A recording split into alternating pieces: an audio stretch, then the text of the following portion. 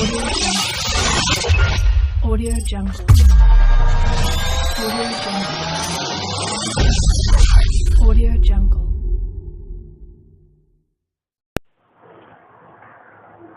Hi friends, welcome to tech code channel. Friends, ఈరోజు మనం discuss చేసుకోబోయే క్లాస్ నేమ్ ఏంటంటే HTML and CSS forms. So ఈరోజు మనం HTML అండ్ CSS యూజ్ చేసి ఒక లాగిన్ ఫామ్ ఎలా తయారు చేయాలో చూద్దాం.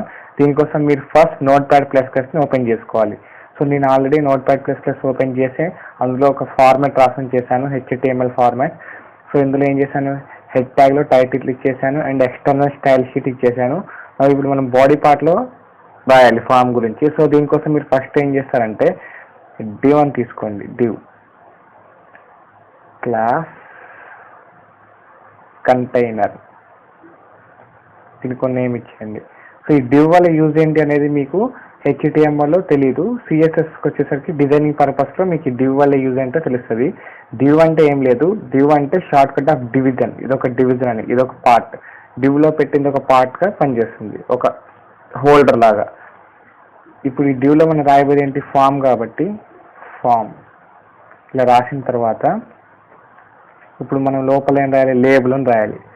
లేబుల్ అంటే ఏంటి అంటే యూజర్ నేమ్.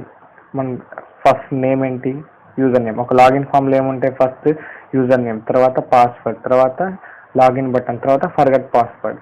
సో ఫస్ట్ మనం యూజర్ నేమ్ రాద్దాం. యూజర్ నేమ్ దీనికి ఏం చేస్తారంటే ఇన్పుట్ టైప్. యూజర్ నేమ్ అనేది ఎలా ఉంటుంది, టెక్స్ట్లోనే ఉంటుంది కాబట్టి టెక్స్ట్. సో ఇక్కడ ఇంకొచ్చి నేమ్ యాట్రిబ్యూట్ ఇచ్చేసి యూజర్ నేమ్ అని రాయండి. ఈ నేమ్ యాట్రిబ్యూట్ అనేది మీకు జావా స్క్రిప్ట్లో యూజ్ అవుతుంది. ఫామ్స్ నుంచి మనం వ్యాలిడేషన్ చేసేటప్పుడు జావా స్క్రిప్ట్లో యూజ్ అవుతుంది. సో HTML మాత్రం దీని ఎలాంటి యూజ్ ఉండదు దీనివల్ల. ఇప్పుడు మనం నెక్స్ట్ ఏం చేద్దామంటే ఒకసారి ఇక్కడ ఇన్పుట్కి ఎన్ని ట్యాగ్ అనేది ఉండదు, ఓన్లీ ఒక ట్యాగ్ ఉంటుంది ఇన్పుట్ అనేది. ఓకే, సో ఏం చేస్తారంటే ఇప్పుడు సేవ్ చేసేసి మనకి అవుట్పుట్లు కావాలి కాబట్టి దాన్ని రీలోడ్ చేయండి. ఎట్లా వచ్చింది చూసారు కదా, యూజర్ నేమ్ అని వచ్చేసింది, ఇట్లా వచ్చేసింది. కానీ ఇక్కడ మనకి లోపల ఇన్నర్గా ఏ టెక్స్ట్ లేదు బాక్స్లో. సో మనకి ఇన్నర్గా ఒక టెక్స్ట్ కావాలి అనుకుంటే ప్లేస్ హోల్డర్ అని ఇచ్చేసి ఎంటర్ యూజర్ నేమ్ అని ఇచ్చేయండి. ఇప్పుడు చూడండి మనకు అవుట్పుట్ అది ఎలా మారుతుందో చూసారు కదా. ఇక్కడ వచ్చేసింది ఎంటర్ యూజర్ నేమ్. సపోజ్ ఇక్కడ నేను టైప్ చేస్తే ఏమవుతుంది, మళ్ళీ అదే వెళ్ళిపోతుంది ప్లేస్ హోల్డర్ అనేది. సో ప్లేస్ హోల్డర్ అనేది ఏం చేస్తుందంటే మనకి ఇండికేట్ చేస్తుంది అక్కడ ఏం రాయాలి అనేది. సో ఇప్పుడు మనం ఏంటి యూజర్ నేమ్ అనేది క్రియేట్ చేసాం. Next come to next label. Next label ఏంటది, నెక్స్ట్ లేబుల్ వచ్చేసి పాస్వర్డ్. సో పాస్వర్డ్ వచ్చిన దీనికి ఇన్పుట్ ఎలా రాస్తాం, ఇన్పుట్. ఇక్కడ టైప్ టెక్స్ట్ అని రాయొద్దు, ఎందుకంటే పాస్వర్డ్ అనేది ఇన్విజిబుల్గా ఉండాలి కాబట్టి ఇక్కడ పాస్వర్డ్ అని ఇచ్చేయండి టైప్లో. ఒకవేళ మీకు టెక్స్ట్ రాస్తే అక్కడ కూడా టైప్ చేసేటప్పుడు టెక్స్టే పడిపోతుంది. సో పాస్వర్డ్ టెక్స్ట్లో ఉంటే అందరికీ కనిపిస్తుంది కదా. ఐ మీన్ ఎప్పుడైనా మీరు వీడియోస్ చేస్తే, యూట్యూబ్లో వీడియోస్ చేసే వాళ్ళకి చూపించాలి అంటే పాస్వర్డ్ టైప్ చేసినప్పుడు అది ఎలా కనిపిస్తుంది, మనకి టెక్స్ట్లో కనిపిస్తుంది. ఏదైనా సెక్యూరిటీ పర్పస్ కానీ అది టెక్స్ట్లో కనిపిస్తుంది కాబట్టి మనకు అలా జరగకుండా ఉండాలంటే టైప్ అనేది పాస్వర్డ్లో పెట్టాలి. సో దీనికి కొన్ని నేమ్ పాస్వర్డ్ ఇచ్చేస్తున్నాం. సో దీనికి కూడా ప్లేస్ హోల్డర్ ఎంటర్ పాస్వర్డ్. ఒకసారి అవుట్పుట్లో చూద్దాం మనకి ఎలా వచ్చిందో. సో చూసారు కదా ఇలా వచ్చింది. ఇప్పుడు ఇది పక్క పక్కన వద్దు, నాకు దాని కింద కావాలి, యూజర్ నేమ్ కింద కావాలి అనుకుంటే మీరు ఏం చేస్తారంటే ఈ యూజర్ నేమ్ ఉంది కదా, ఇన్పుట్, యూజర్ నేమ్ యొక్క ఇన్పుట్ ఉంది కదా, దాని దగ్గర లైన్ బ్రేక్ ఇచ్చేసేయండి. పాస్వర్డ్ అయిపోయిన తర్వాత కూడా లైన్ బ్రేక్ ఇచ్చేసేయండి. ఇప్పుడు సేవ్ చేసి చూడండి మనకి అవుట్పుట్లో ఎలా వస్తుందో. చూసారు కదా మనకి అవుట్పుట్లో ఇలా వస్తుంది అనమాట. ఓకే, నెక్స్ట్ ఇప్పుడే ఉండాలంటే యూజర్ నేమ్ అయిపోయింది, పాస్వర్డ్ అయిపోయింది. ఇప్పుడు ఒక చెక్ బాక్స్ ఉండాలి, రిమెంబర్ మీ అని. So input type check box. అది ఆల్రెడీ చెక్ చేసి ఉంటుంది కాబట్టి చెక్డ్ కనెక్ట్ చేసి చెక్డ్ అని పెట్టేసేయండి. సో ఒకసారి సేవ్ చేసి రీలోడ్ చేసుకోండి.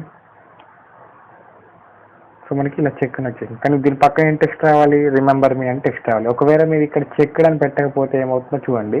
నేను రిమూవ్ చేస్తున్నాను, చెక్డ్ అనేది రిమూవ్ చేస్తున్నాను. సో అవుట్పుట్లో మనకి ఎలా వస్తుందో చూడండి. ఆ చెక్డ్ అనేది రిమూవ్ చేస్తే టిక్ మార్క్ అనేది రాదు. సో మనకి డిఫాల్ట్గా టిక్ మార్క్ అని రావాలి అంటే మనం ఇక్కడ చెక్డ్ అని ఉంది కదా, దాన్ని చెక్డ్ అనేది ఇచ్చేసేయాలి. సో ఇలా వచ్చేసింది. దీని పక్కన ఏం కావాలి, మనకి రిమెంబర్ మీ అని కావాలి కాబట్టి ఇక్కడ రాసేయండి, రిమెంబర్ మీ. సో ఇప్పుడు అవుట్పుట్లో చెక్ చేయండి ఒకసారి ఎలా వస్తుందో. సో ఇలా రిమెంబర్ మీ అని వచ్చేసింది. దీని కింద ఏం రావాలి, నెక్స్ట్ లాగిన్ బటన్ కావాలి కాబట్టి సో దీనికి కూడా లైన్ బ్రేక్ ఇచ్చేస్తున్నా. ఇక్కడ ఇన్పుట్ టైప్, ఇప్పుడు సబ్మిట్, మనకి సబ్మిట్ బటన్ కావాలి. ఇక్కడ సబ్మిట్, ఈ సబ్మిట్ బటన్ ఏం చేస్తుందంటే మీరు లాగిన్ అని ప్రెస్ చేస్తారు కదా, వేరే ప్లేస్కి తీసుకెళ్తుంది, వేరే డాక్యుమెంట్కి తీసుకెళ్తుంది టైప్ సబ్మిట్ అనేది. సో ఇన్పుట్ టైప్ సబ్మిట్ అనేది రాసిన తర్వాత దానికి ఏ నేమ్ ఇద్దాం, వాల్యూ. సో మనం యూజ్ చేసే లాగిన్ ఫామ్ కాబట్టి లాగిన్ ఇవ్వాలి. అదే రిజిస్ట్రేషన్ అయితే రిజిస్టర్ అని ఇవ్వాలి. ఇక్కడ మనం వాల్యూలో ఏదైతే ఇస్తానో అది అవుట్పుట్లో డిస్ప్లే అవుతుంది. ఇక్కడ చూసారు కదా, రిమెంబర్ కింద లాగిన్ అని డిస్ప్లే అయింది. ఒకవేళ వాల్యూలో మీరు సబ్మిట్ అని పెట్టారనుకోండి, సబ్మిట్ అనే వస్తుంది, సబ్మిట్. సో అవుట్పుట్ చూడండి ఒకసారి ఎలా వస్తుందో, సింపుల్గా సబ్మిట్ అని వస్తుంది. సో ఇలా మీరు చేంజ్ చేసుకుంటూ ఉండొచ్చు. ఓకే, నేను లాగిన్ అనే ఇచ్చేస్తున్నాను ఎందుకంటే మనం చేసేది లాగిన్ ఫామ్ కాబట్టి లాగిన్ అనేది ఇచ్చేసాను. సో నెక్స్ట్ ఏంటి, మనకి తర్వాత ఫర్గాట్ పాస్వర్డ్ రావాలి. సో దీనికోసం మీరు ఏం చేస్తారంటే స్పాన్, ఇన్లైన్ హోల్డింగ్ ఎలిమెంట్ ఏంటంటే స్పాన్. సో ఈ స్పాన్ యూజ్ చేసి ఏం చేస్తారంటే స్పాన్ రాసేసి ఫర్గాట్ పాస్వర్డ్ మీద, అంటే ఫర్గాట్ పాస్వర్డ్ అని ఉంటుంది కదా, మనం పాస్వర్డ్ మీద ఫర్గాట్ పాస్వర్డ్ క్లిక్ చేస్తే ఏమొస్తుంది, వేరే లింక్ ఓపెన్ అయింది, మన తర్వాత మన ఈమెయిల్కి వాళ్ళు కొత్త పాస్వర్డ్ పంపించడం కానీ ఇలా ఉంటాయి ప్రాసెస్. సో అది ఎలా రాయాలంటే చూడండి, ఇక్కడ ఫర్గాట్ అనేది నార్మల్ టెక్స్ట్గానే వస్తుంది, పాస్వర్డ్ అనేది లింక్గా వస్తుంది. చూడండి నేను చూపిస్తా, AHREF యాంకర్ ట్యాగ్ ఇచ్చేసి ఇక్కడ మనం ఏదన్నా ఒక డిఫాల్ట్ పెట్టేసుకుంటాం అనమాట డాక్యుమెంట్ అనేది. .html ఎక్స్టెన్షన్తో కానీ లేకపోతే .php .asp ఎక్స్టెన్షన్తో మనం ఇచ్చేసుకుంటాం. ఇచ్చేసిన తర్వాత ఇప్పుడు ఏం చేయాలి, మనం ఇక్కడ దాని నేమ్ ఇచ్చేసేయాలి. సపోజ్ నేను పాస్వర్డ్ ఫర్గాట్ పాస్వర్డ్ కాబట్టి పాస్వర్డ్ అని ఇచ్చేసి క్వశ్చన్ మార్క్ పెట్టేస్తాను. సో మనకి అవుట్పుట్లో ఎలా వస్తుందో చూద్దాం. సేవ్ చేసి రీలోడ్ చేసి చూస్తే అవుట్పుట్లో మనకి ఇలా వచ్చింది, ఫర్గాట్ పాస్వర్డ్ అని వచ్చింది. సో ఇక్కడ ఏంటి, ఫర్గాట్ అనేది నార్మల్ టెక్స్ట్, దాని మీద క్లిక్ చేయలేము మనం, పాస్వర్డ్ అనే దాని మీద మాత్రమే క్లిక్ చేయగలం. కావాలంటే మీకు డిఫరెన్స్ చూడండి, ఫర్గాట్ మీద కర్సర్ ప్లేస్ చేసినప్పుడు మనకి అది ఇలా చూపిస్తుంది, అదే ఫార్వర్డ్ మీద ప్లేస్ చేస్తే మనకి పాయింటర్ అనేది చూపిస్తుంది. సో ఇప్పుడు మన ఫర్గాట్ పాస్వర్డ్ మీద నొక్కితే, పాస్వర్డ్ అనే దాని మీద నొక్కితే వేరే లింక్ ఓపెన్ అవుతుంది అనమాట. సో ఈ ఫర్గాట్ పాస్వర్డ్ అనేది కూడా మనకి కింద రావాలంటే దీనికోసం మీరు ఏం చేస్తారంటే లాగిన్ ఫామ్ పక్కన లైన్ బ్రేక్ ఇచ్చేసేయండి, ఆటోమేటిక్గా అది కిందకు వచ్చేస్తుంది. ఓకే ఫ్రెండ్స్, ఇది ఫ్రెండ్స్ ఈ ట్యుటోరియల్లో మీకు నేను ఓన్లీ HTMLతో ఎలా ఫామ్ రాయాలో చూపించాను. నెక్స్ట్ ట్యుటోరియల్లో మీకు CSS యూజ్ చేసి ఈ ఫామ్ని ఎలా అట్రాక్టివ్గా డిజైన్ చేయాలో మీకు చూపిస్తాను. Okay, thank you friends, thanks for watching.